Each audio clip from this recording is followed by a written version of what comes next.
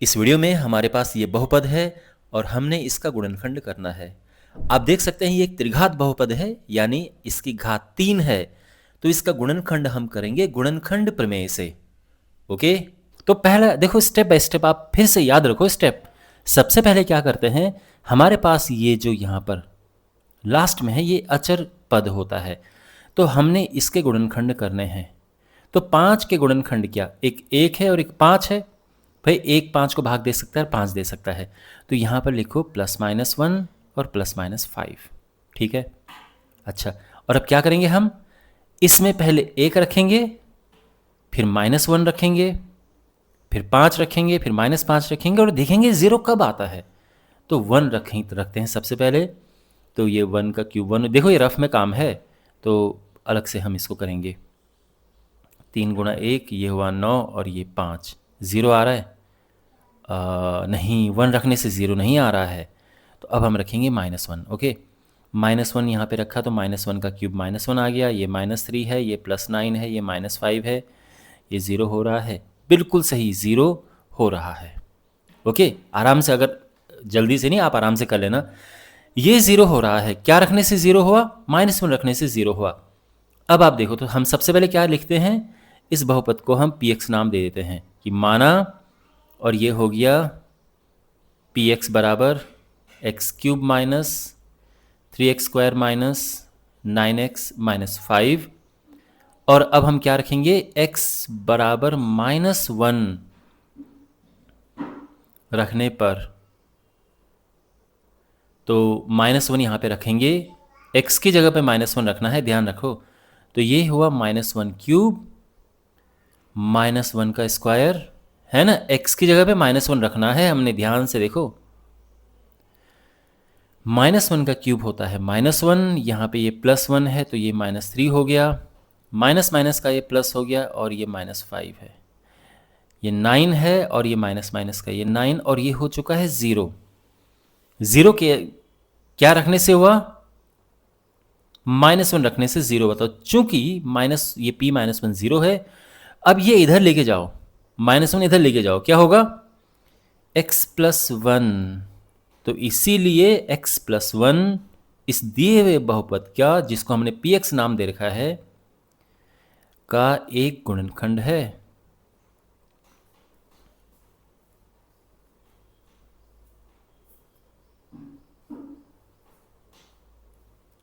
और ये किससे है, ये गुणनखंड प्रमेय से है, ध्यान रखना, गुणनखंड प्रमेय से। तो अगर आपने इस प्रश्नावली के शुरू वाले क्वेश्चंस देखे होंगे तो उसमें आपने देखा होगा गुणनखंड प्रमेय से हमने बहुत सारे क्वेश्चंस किए हैं। तो यहाँ पे वही होता है कि अगर ये इस तरह से रख के 0 आ जाता है तो फिर ये इसका गुणनखंड होगा। खैर, इतना तो आपको समझ आ गया होगा, इसमें कुछ ऐसा प्रॉब्लम वाली बात नहीं है।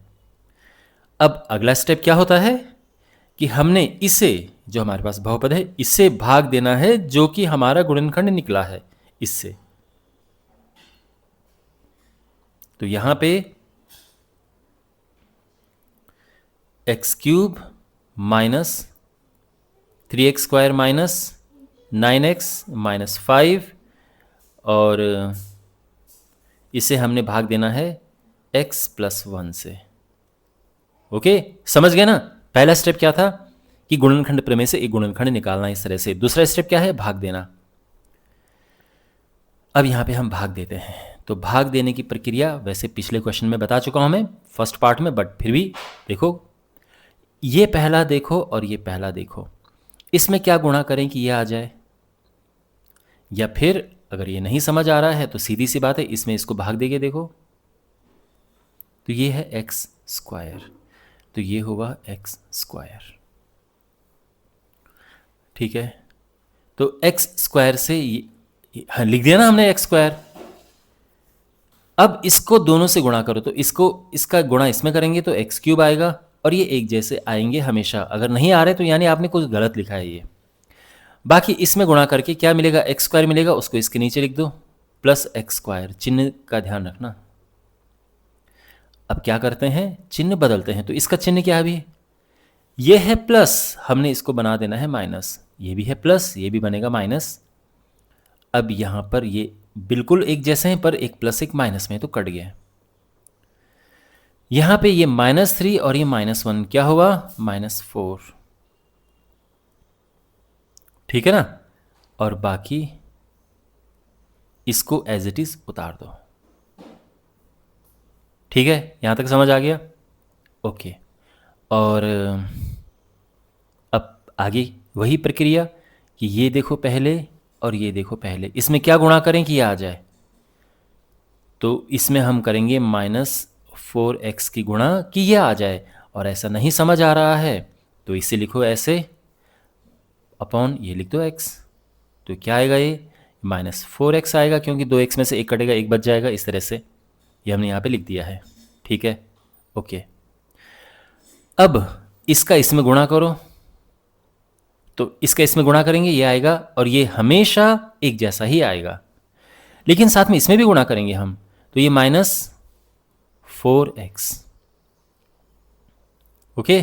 अब चिन्ह बदलेंगे, माइनस का हुआ प्लस, माइनस का हुआ प्लस, और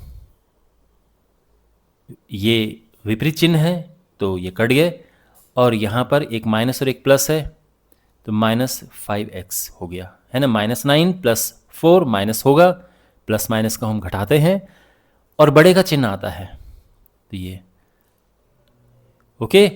और फिर वही प्रक्रिया कि ये देखो और ये देखो, इसमें क्या गुणा करें कि ये आ जाए, तो साफ दिख रहा है -5 का गुणा, तो ये आएगा -5, ठीक, अच्छा।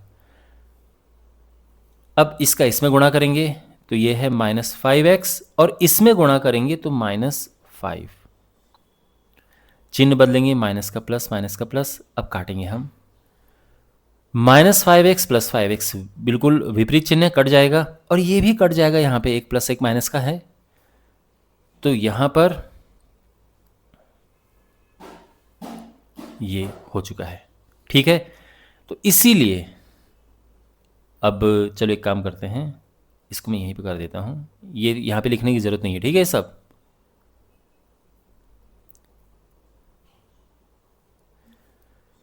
तो हमारे पास जो बहुपद था x³ - 3x² - 9x - 5, ये होगा ये गुणा ये x + 1 x² - 4x - 5, यहाँ तक समझ आ गया। दूसरा स्टेप भी कंप्लीट हो चुका है, जिसमें हम भाग देते हैं। अब तीसरा स्टेप है, उसमें हमने क्या करना है, इसके गुणनखंड करने हैं, इसके, और वो कैसे होगा, तो अब देखो, यहाँ पर गुणनखंड करने के लिए हम मध्यपद विभाजन विधि यानी मिडिल स्प्लिटिंग मेथड लगाएंगे, यानी पता है ना कैसे करते हैं इन्हें, इसके ऐसे गुणनखंड करो जिसको घटा के 4 आए, तो 5 × 5, तो 5 और 1, तो यहाँ पर होगा -5x + 1x, 1 लिखने की ज़रूरत है नहीं वैसे, बट कोई बात नहीं, ये हो चुका है, तो ये हो गया। और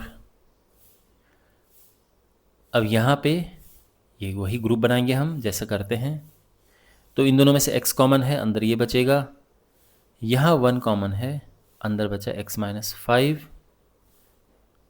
और